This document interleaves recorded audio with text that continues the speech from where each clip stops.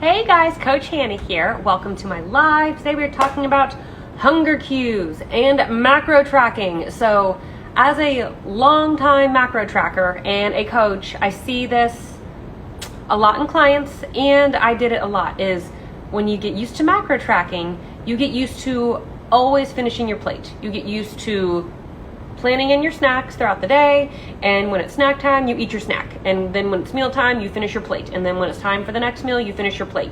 You just get used to logging and eating, and you kind of go into robot mode. So that can be really handy if you've paid attention enough that you know kind of where and when to put bigger meals, smaller meals, snacks, when you want them, when you don't need them, if you've ever paid attention.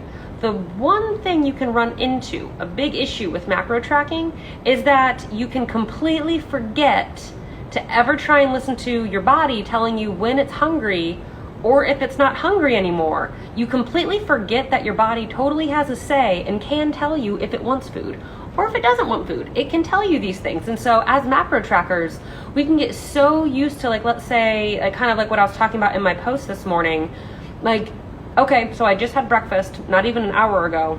I am actually getting hungry again. Lunch isn't gonna be for another 4 hours, so I shouldn't have my snack for another hour and a half or 2 hours because I have to have it right in the middle. And so you can convince yourself to not eat when you're hungry, because it then would throw off the whole schedule of the whole day of eating that you have planned. Or you can be like, you know what, I'm working. Oh, it's the time that I usually have my snack, and without even pausing, without even thinking for a second, am I actually hungry? You just slam a snack and you keep going. So you get really used to just eating because you're supposed to eat, because you logged it, because you already pre-planned it. You just do it.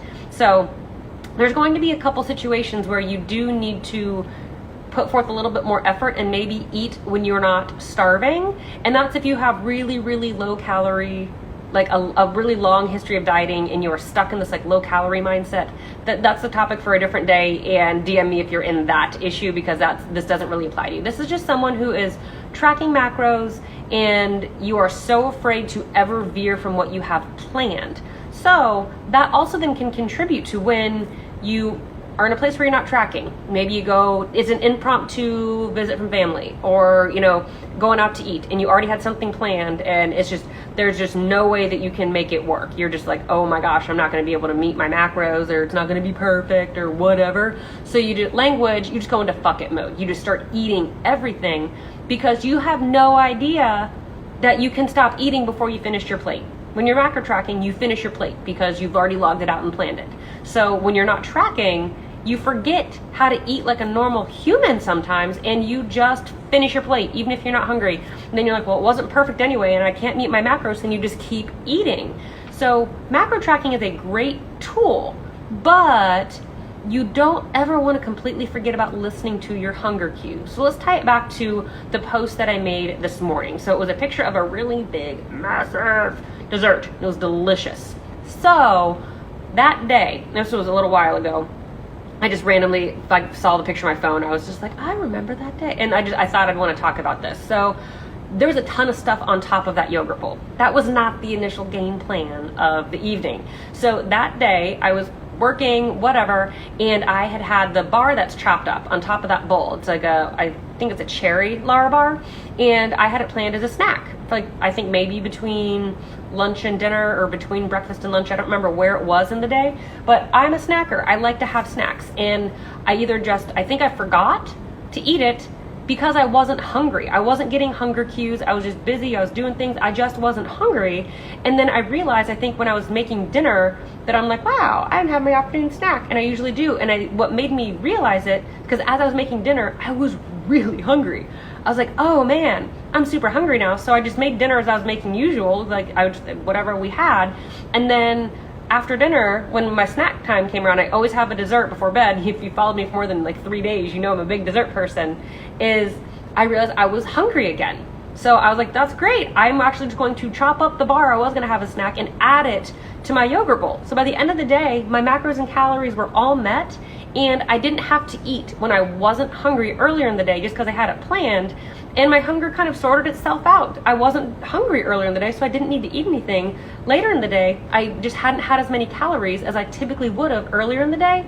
And my hunger was like, let's go, where's all the food? So I ate more later and felt satisfied. It's not always that black and white, but you can also take it a different direction.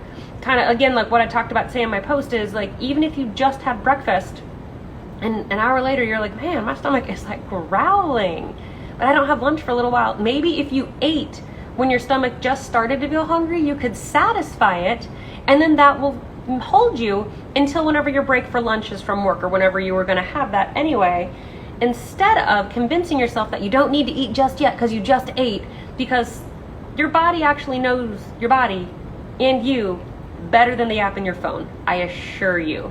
So don't be afraid to veer course when you have an entire day planned out by listening to your hunger cues and adjust accordingly. Sometimes it might mean eat a snack beforehand, before you initially would have, because you're super hungry that day. Or it might mean not having that snack you actually had planned because you're really not hungry, but then the time lunch rolls around, you're super hungry, so you have lunch and your snack together and you're satisfied that way. I just wanted to remind you to not forget how to listen to your body when you're macro tracking. You can combine the worlds together and be smart about it. What was I just gonna say? It just totally escaped me. Is the reason I typically plan macros in my log and I plan meals the way I do is because I started listening to when I'm most hungry and then when I'm not very hungry. So I know I'm a huge breakfast eater. I want breakfast like a king, queen, princess, and prince, and the Jess. I want all of it. I'm a big breakfast person. And then usually not that long after breakfast, I am physiologically hungry again. I have just, my hunger cues are just on fire early in the day. And I've learned if I listen to them and I satisfy them, I've never been a big lunch person. My favorite foods are breakfast, dinner, dessert. Everything else just has to happen. So lunch is like a filler for me. I don't care what it is, but I can't go from like after breakfast snack to dinner. That's just way too long. I'd be starving.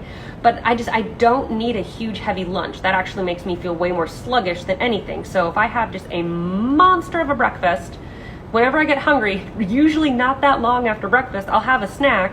Then I'm usually good for a while because I've had so much food. My body's like, fine, all right, thanks, you fed us, thanks guys.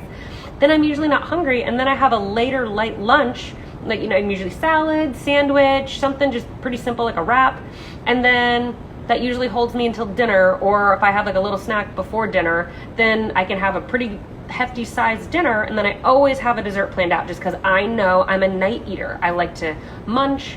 I sleep better if I am satisfied. I will wake up out of sleep if my stomach is growling. That is not a pleasant thing. So I know to front load a lot of calories and then to make sure I have enough for a solid meal and something before bed so I sleep well. The middle of the day isn't as hard on my hunger as other parts of the day are. And I learned that by listening to it, listening to my body. I spent too long having a really light breakfast and then waiting a really long time and having a really light snack and then trying to have like a big lunch and like just trying to figure out what other, Fitspo, influencer, whatever, skinny people, like what we're doing, and it just wasn't working for me. And I'm just like, all right, what does work for me? When am I hungry? When do I want to eat? What foods do I like? You want to pay attention to what your body is telling you and apply that to macro tracking. Macro tracking, what'd you say there, Nicole? Love that strategy. Big breakfast, big dinner, dessert. Amen, girl. Those are the best foods. If I never had a sandwich again, I really wouldn't care. It's like a lunch thing. I don't really care about lunches at all. Like, if you can find a lunch that I love and can't live without, I would be surprised. Breakfast, on the other hand, stay out of my way. But what you want to do is apply your hunger cues. Apply what you like to eat. Apply the times of day that you like to eat. Apply the snacks that you enjoy to macro tracking. Don't let macro tracking completely flip your world upside down and you abandon everything you know about yourself and the food you like. You want to use it as a tool.